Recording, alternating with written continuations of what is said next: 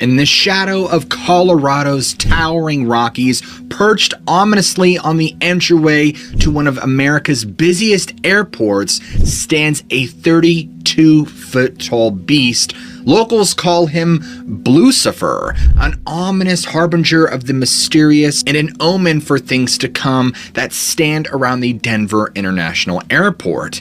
An art program, Masonic symbols, runway patterns that seem strangely familiar, labyrinth and underground tunnels. Are they just innocuous elements of a busy global travel hub, or is there something more evil and sinister beneath all of it? Colorado's Denver International Airport has sat at the center of dozens of conspiracy theories over the years. I mean, from the way it is decorated to the art to its construction and the layout itself, some believe that the transit hub suggests something evil is happening behind the scenes. In fact, the controversy began even before ground was ever broken. The project was first announced in the 1980s. Right away, people were confused because back then, before the city had expanded, it was a bit of a hike to downtown from the proposed site, and even today, traveling by car will take you around half an hour. It's not a vast distance, but it got people asking, why such a remote location? Some immediately jumped to the conclusion that it was to tap into the supernatural powers of an indigenous burial ground, although no native representatives have ever stepped forward to substantiate the claim. As an aside, rumors persist that Native American music can be heard throughout the airport in the wee hours of the morning. So again, why did they pick this spot for the Denver International Airport? Well, the answer is as simple as this. The Denver International Airport needed a lot of space. This airport ended up being the largest airport in all of America. More than 52 square miles, nearly twice as big as the next largest airport in the US. Now, for comparison, the entirety of Manhattan is just under 34 square miles. This, of course, invited a new set of questions. Why is it so large? Why is that even necessary? Why, when it was open to the public on February 28, 1995, was it 16 months behind schedule? Why was it almost $2 billion over budget? And finally, once people saw what was inside, why is everything so creepy? Rumors began circulating regarding Denver International Airport. Some said that a whistleblower who worked on the project claimed a curious setback during construction. 5 buildings, all several stories were completed only to be covered up by the existing airport. What was the purpose of these underground structures? From there, the rumor mill began chugging along at full speed. Workers stepped forward, claiming that the airport sat atop a labyrinth of long tunnels leading God only knows. Some say that they led to laboratories, which support an extensive psychological warfare testing program. Others say that these are actually secret runways to be used by the elite just before an impending global cataclysm. As evidence for this, some point to Comet Elenin, which came shockingly close to the Earth in 2011. At the time, President Barack Obama was at the Denver International Airport, supposedly a clear indication that he was ready to take shelter should the comet make impact. Now, the Denver Airport representative Stacey Stegman discussed one of the more popular theories surrounding the underground tunnels. She claimed, there are so many theories out there and ideas of what's going on in these tunnels. Probably one of my favorites is that there's miles and miles that connect to Cheyenne Mountain, where NORAD is, in the Colorado Springs area, another secret underground bunker. For reference, that would be nearly 100 miles away. The truth of the matter is that the tunnels indeed exist. Thousands of Denver International Airport employees enter them every day.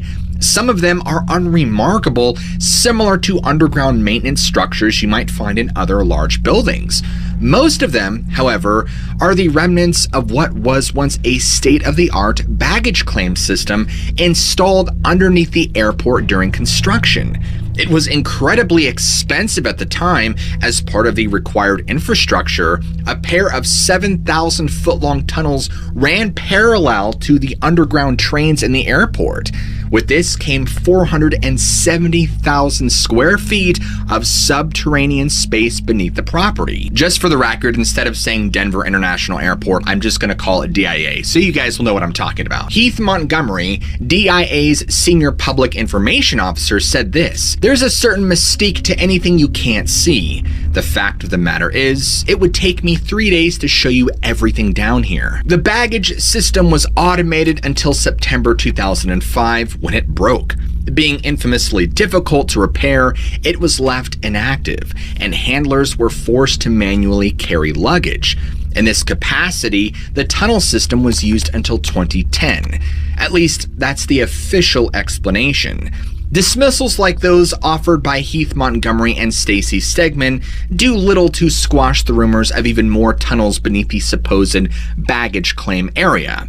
Passageways that, if not leading to military installations in the region, at least offer travel to buried subterranean bunkers where influential individuals might ride out any turmoil on the surface.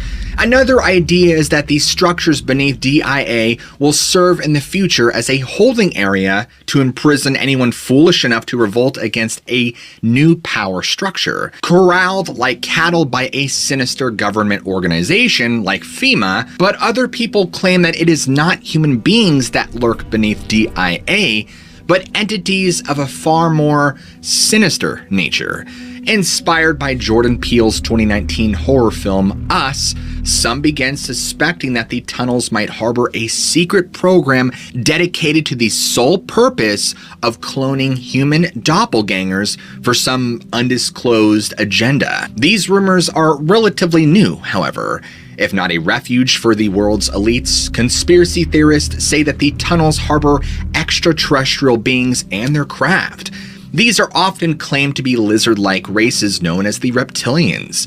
To support their accusations, witnesses suggest that the multi-million-dollar baggage claim system was a deliberate cover to construct an underground reptilian base. Some claims are even accompanied by blurry videos of lizard people and pictures of an alien drawing on the walls of the tunnel.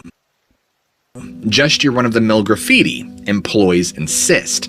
Are there reptilians in Denver, Colorado? Conspiracy theorist David Icke wrote about a story he had heard. This man told me of an experience a policeman friend had while making a routine visit to an office block in Aurora near Denver, Colorado. The policeman had commented to an executive of one of the companies on the ground floor of the extreme nature of the security in the building. She told him he should look at the higher floors if he wanted to know how extensive it really was. She also pointed to a lift which only went to certain floors at the top of the building, and as they chatted, she told him of something she had seen some weeks earlier. The lift had opened and a very strange figure had emerged. He was white to the point of being albino, but he had a face shaped like a lizard and his eye pupils were vertical like a reptile's. This lizard-like figure had walked out of the lift and into an official-looking car waiting outside. The policeman was so intrigued that he used his own time to check on the companies at the top of the building served by the mystery lift. He found they were all fronts of the Central Intelligence Agency, the CIA. It's worth noting that Colorado more generally, and Denver specifically, could be considered minor UFO hotspots. One of the more interesting encounters recently caught on video comes from 2020. On Monday, August 3rd, CBS 4 in Denver received numerous calls describing something strange hovering in the sky. For once, it was easily caught on camera. CBS 4 photojournalist Jeremiah Belalay was able to obtain video. Unfortunately, experts from the FAA declared that it was most likely a high-altitude balloon released by a group called the Loon Project. The balloon was allegedly used to study the weather. Other sightings from earlier that year in Colorado are not as easily explained away. Between December 2019 and January of 2020, a series of widely reported sightings described swarms of mysterious drones darting through the skies between northeastern Colorado and Nebraska. The reports would take place between 6 and 10 in the evening and included as many as 19 drones at a time. Their movements were compared to what one would see in a grid search, and the largest seemed to have a wingspan of 6 feet across. Now, given the numbers in which they appeared, authorities were quick to rule out civilian operators. Their appearance at night also might have put them in violation of FAA guidelines. These factors left both witnesses and officials confused. Deanna Schwind of Brush, Colorado told CPR News, "They've got 2 red blinking lights and a white light. You just see the lights coming from the east. It's weird. What are they looking for? I mean, this is just agricultural land. I've read lots of different things, what people speculate, and I think some of them are a little outrageous, but nobody knows. But I don't know.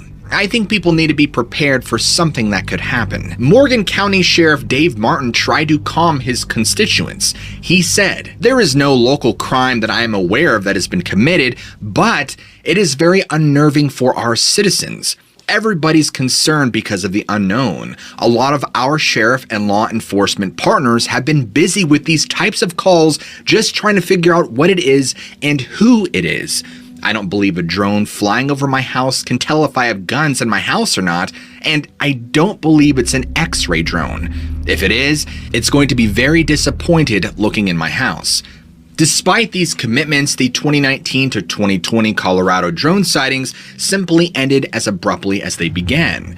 No convincing explanation has ever been offered. UFO sightings in Colorado have continued until the present day. In fact, as April 7th, 2023, at least a dozen UFOs had been officially recorded in the skies above the state, to say nothing of other sightings that have gone unreported. A quarter of them were in and around Denver. Among the most dramatic was a luminous orb compared to a disco ball in the air above Yampa on Valentine's Day, which was observed changing colors for nearly an hour before departing. Another UFO, this one triangular, was seen above Thornton for about 10 to 15 seconds on February 25th before simply soaring away. It seemed to be surrounded by some sort of energy emission. On February 24th, 2023, a Reddit user had the following to say about their UFO sighting above Littleton, Colorado. "About 15 or 20 minutes ago, my friend and I were looking at the stars through a telescope when he taps me. I look up, and there was a large V-shaped object in the sky moving fairly fast and silent. Wild for how close it seemed. I could make out a few lights underneath and towards the back, but they were not on, it was just very dark. I could just see the outlines of what looked like lights on the bottom. It cruised for about 20 or 30 seconds, then vanished." This was near Aspen Grove Shopping Mall, looking southwest, and the UFO was moving east. This object was very low to the ground, not a dot in the sky whatsoever. This looked maybe 500 to 1,000 feet in the air, if I had to guess. Littleton is just under 25 miles southwest of the Denver International Airport. With so many UFOs seen in the Denver area, could DIA play a role, perhaps as a staging ground or a launching pad? Tantalizing hits of odd activity over the years only invite more questions. The Denver Public Library has this curious bit of pop culture trivia to offer. One of the stranger and most easily dismissed claims began with an anonymous individual watching or rewatching the 1977 Steven Spielberg classic Close Encounters of the Third Kind. In the film, a mysterious broadcast purportedly reveals the coordinates for Devil's Tower, a Wyoming landmark that is pivotal to the story. However, for some unknown reason, the coordinates don't actually correspond to the location of said landmark. Years later, the mystery of the strange coordinates was revealed. They actually indicated the future location of, you guessed it, Denver International Airport a dozen years before construction on the airfield began. The library is quick to add that these coordinates don't exactly line up with the DIA. They actually point to a small town named Olds, which is an acronym for a unique little town, about 65 miles away from the Denver International Airport. But other more verifiable developments still hold an air of mystery. In February of 2007, no less than 14 airplanes entering and leaving DIA had their windshields cracked. Were these accidents somehow evidence of extraterrestrial intervention or weapons testing? The official statement indicated these cracks were due to foreign object debris.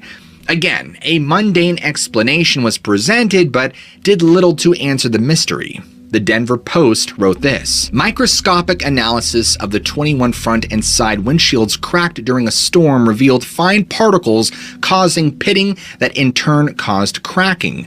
Only the outer layer of the triple layer windshields cracked, and none of the planes declared emergencies. Some of the 6 planes developing windshield cracks during takeoff aborted the effort. One developed cracks after it landed, another 2 while taxiing to the terminal after landing, 3 as they were parked at the gate, and 1 while being pushed back from the gate. One plane developed a problem at altitude while the aircraft was at 19,000 feet. Investigators were unable to determine the precise nature of the debris. So, if not UFOs, then what could be the driving force behind making DIA so strange? Well, I mentioned it earlier, and now's our chance to dive in head first.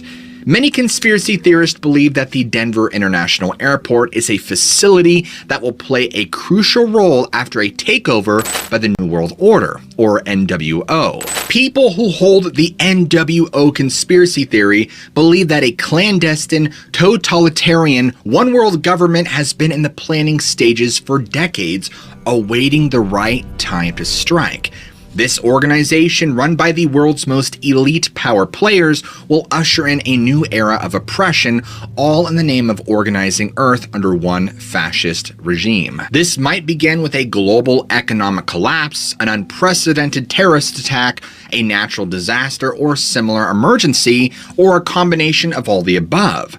The military moves into institute martial law, and it's all downhill from there.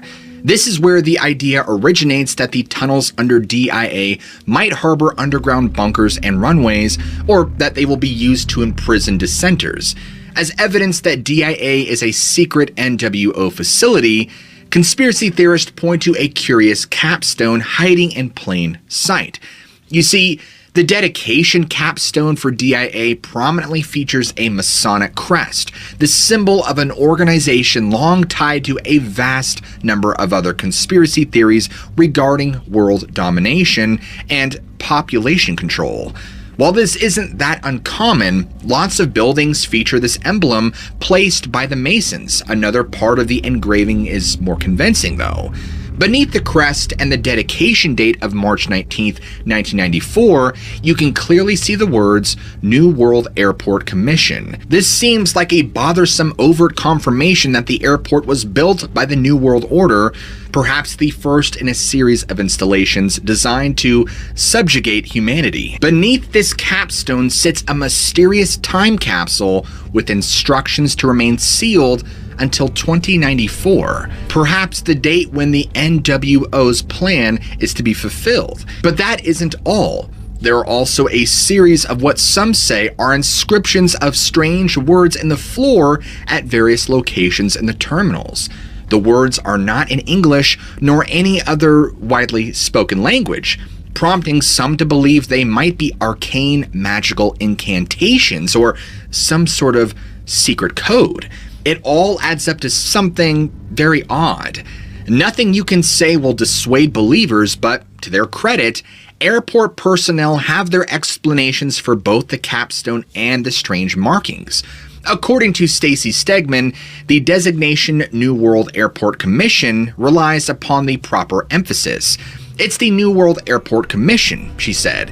It was a group of civic leaders, business leaders, political leaders that all came together to help fundraise and plan a number of pre-opening events before the airport ever opened.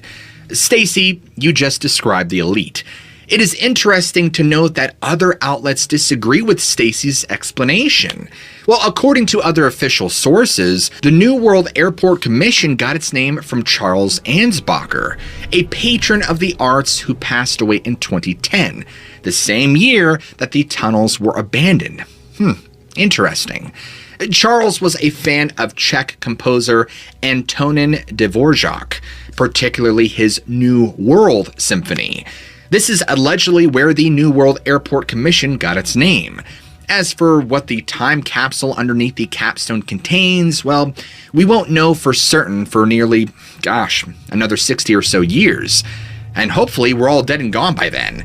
However, it is said to contain various coins, a signed baseball from opening day at the Coors Field, a few tokens from Black Hawk Casino, a pair of the former mayor's sneakers, and a few other unremarkable items.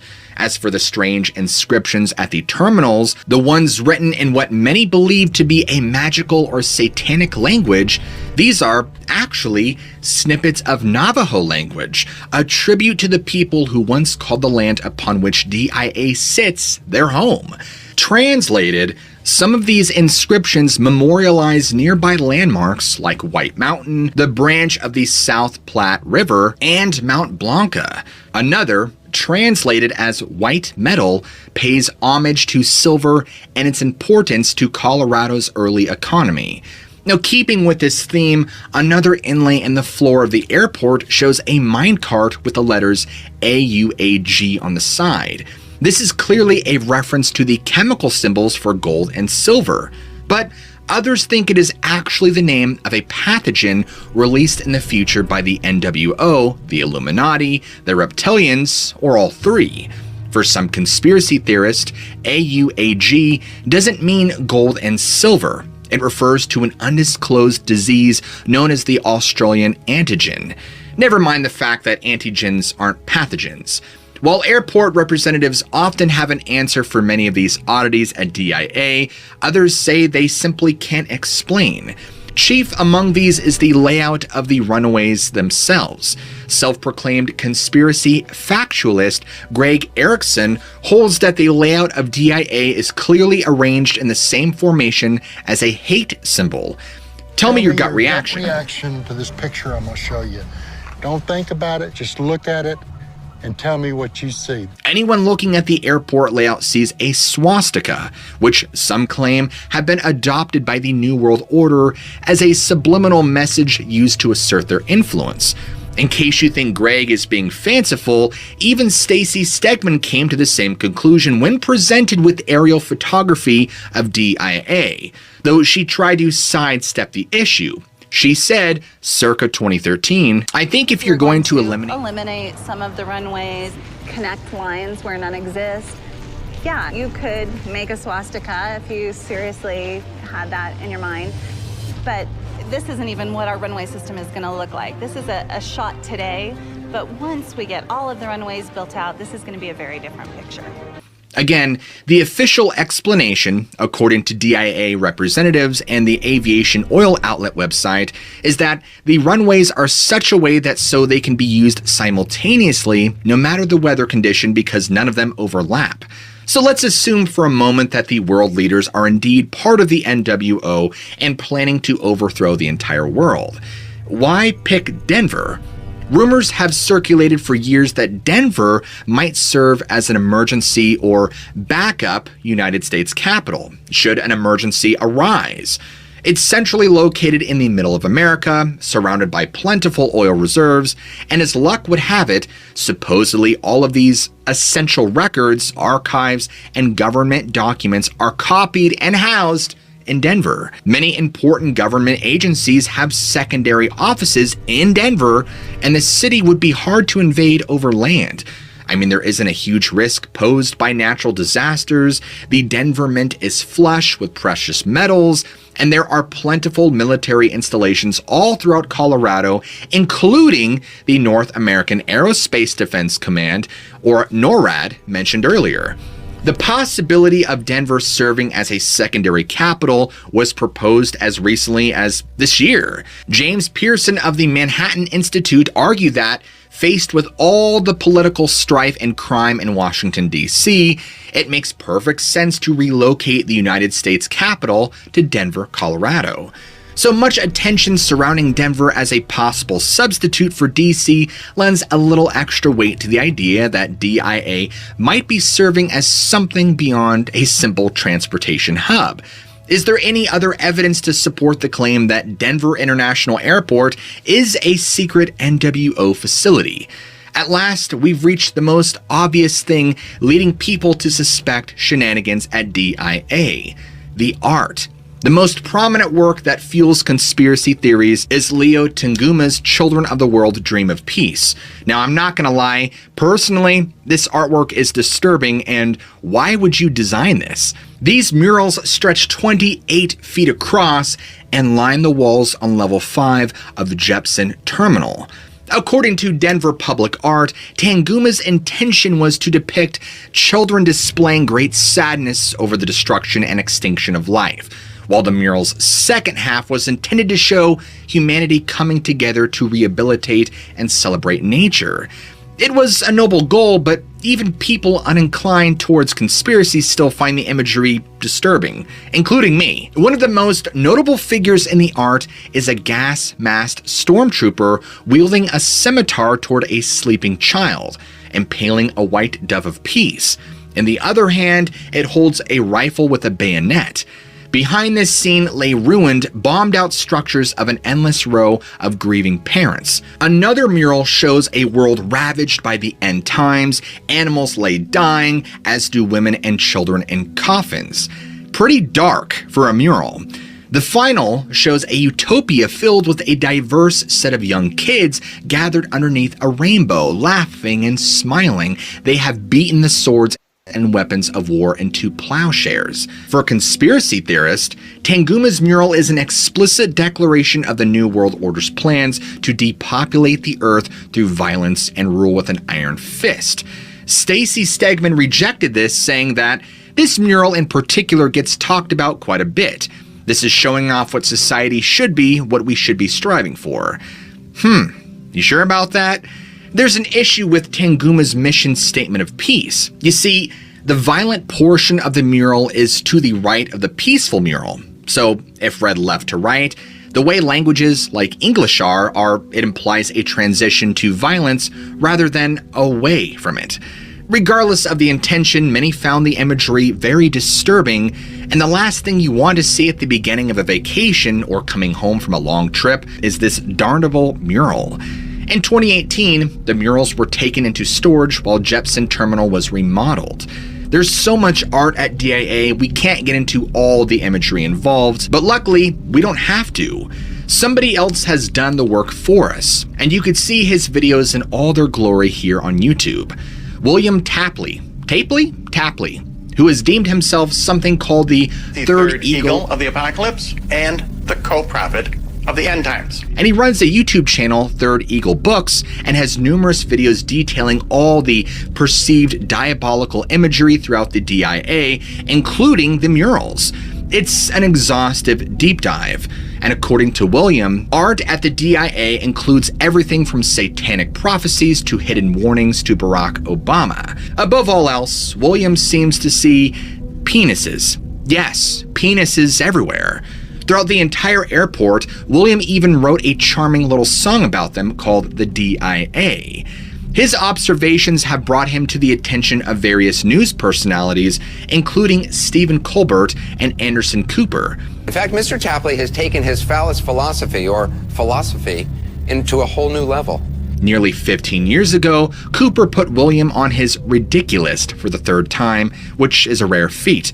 You guessed it, that's Pena Boulevard. So does that mean he is truly onto something? Who's to say? Now, why is there so much art at Denver International Airport? Because the city's public art program is supported by a mandatory 1% capital improvement budget, DIA has become something of a dumping ground for a lot of art exhibits. All told, the collection consists of 40 pieces. Many are straightforward, some, like Tanguma's murals, are flat out bizarre. As another example of DIA's oddities, consider Notre Denver, an art installation on the west side level 5 baggage claim area. A pair of bronze gargoyles popping out of suitcases looks over travelers as they fetch their luggage. According to artist Terry Allen, the intention was just as gargoyles on old cathedrals ward off evil and keep watch over those inside, the gargoyles playfully watch over those waiting to get their bags. It's a cute idea, but when taken with all the other bizarre imagery and symbolism and rumors, it definitely puts things on the edge. These aren't the only famous statues at the airport. In June of 2010, DIA erected a 22-foot tall statue of Anubis. Alright, at this point it's getting really strange. For those that don't know, Anubis is ancient Egypt's jackal-headed death god. While officially it was part of an advertising campaign for the Denver Art Museum, which was scheduled to display the traveling King Tut exhibit that same year, it nonetheless raised even more eyebrows among conspiracy theorists. This sculpture was removed when the exhibit moved out of the town in January 2011. Now, easily the most famous sculpture at the DIA is, of course, the Blue Mustang, a 32-foot tall statue of a horse rising majestically over Pena Boulevard. As its name indicates, the sculpture is entirely blue. But that isn't the most unsettling thing. At night, Blue Mustang's eyes glow a neon red, earning the sculpture the nickname Blucifer. Now, the reason for the red eyes is that the statue's artist, Luis Jimenez, often included them in his sculptures. They were a tribute to his father, who ran a neon shop that Luis worked at in his youth. The blue color is itself a tribute to his horse, Blackjack, who is a blue Rowan Appaloosa. Regardless of Luis's intentions, Blue Mustang has taken on a life of its own. Some people believe that it is secretly a tribute to the four horsemen of the apocalypse. Others, well, just like William Tapley, just see Blucifer's mane as a collection of penises. Even though these claims have no real merit, Blue Mustang's dark history cannot be denied. I mean, for years, Luis Jimenez joked that the statue was going to kill him, and then one day it actually did. You see, it was 2006 on June 13th, and Luis was working on Blue Mustang in his Hondo, New Mexico art studio when, for some reason, a portion of the sculpture came loose from the hoist suspending it, and the massive section swung down, pinning Luis to a steel support beam, the impact severing an artery in his leg, and he bleeds out onto the floor and he's gone, right? So Luis Jimenez was eventually taken to the Lincoln County Medical Center, where it was then he was pronounced dead a short time later. But it wasn't until after his death that his staff, family, and friends helped complete the $300,000 statue, which now stands firmly at DIA. New York Times journalist Sarah Barr explained how Blucifer's legacy became larger than life. I talked to a restaurant server later on when I was in the city. I had an Uber driver who was going off on Blucifer and food storage mounds on the property to prepare for the apocalypse. It was pretty funny, because almost everyone had some sort of opinion on what was going on at the airport. The top of the Denver Airport has what looks like white tents on the roof, and one of my friends said some people claim that those represent KKK hoods, which is not true. One person told me that Blucifer's eyes weren't red and glowing until after the creator died, which also is not true. After my article was published, readers messaged me with their own stories. One man told me he used to tell his kids that Blucifer would blast lasers out of his eyes and vaporize a passing car once a day. As for the origin of Blue Mustang's glowing eyes, the answer might be something beyond a simple tribute to Luis Jimenez's father. The Denver Public Library wrote this: Luis's wife has also recounted a story of Jimenez's investigating a noise late at night and being frightened by a pair of glowing red eyes in his living room. After his initial shock, he realized that they were those of his horse Blackjack, who had somehow gotten into the house. Who on earth lets a horse into the house? She speculates that he chose the red eyes to illustrate the point that sometimes things can seem frightening simply because they're unfamiliar or unexpected. While most businesses would shy away from such outlandish and, frankly, controversial subject matter, the Denver International Airport has embraced a different tactic. Rather than constantly trying to dismiss all the conspiracy theories surrounding the facility, they have simply embraced them. In fact, since 2019, barricades erected around renovation work in the airport now display cheeky messages, insinuating that the work they are doing is something more sinister. Some of them display humorous opinion polls, asking visitors to guess what mysteries lie behind the scaffolding. Capitalizing on the amount of art found at DIA, airport administration installed an animatronic gargoyle statue in 2019. Named Gregoridin, or Greg for short, the figure speaks to visitors, offering such quips as, "Welcome to Illuminati headquarters." In April of that same year, DIA partnered with the Roswell International Air Center to become supernatural sister airports. In addition to the pledge to enhance industry best practices for tourism, commerce, and trade, the agreement also contains contingencies for sharing strategies to combat an extraterrestrial invasion. That's odd, isn't it? Today, there's even a section on the DIA website dedicated to not debunking conspiracy theories, but highlighting them. It's all quite charming and disarming, which may be precisely the point. Could a sinister agenda be hiding in plain sight beneath all the light-hearted imagery? I mean, after all, in this day and age, Satanism and occultism and the NWO agenda is right in our faces. Or is this just one giant ad campaign in a dismissive tone? Is there truly a mystery at DIA or not? If there is something strange going on inside or beneath the Denver International Airport, maybe we don't want to know the answer. By all accounts, when the truth is revealed, it will certainly come at a cost.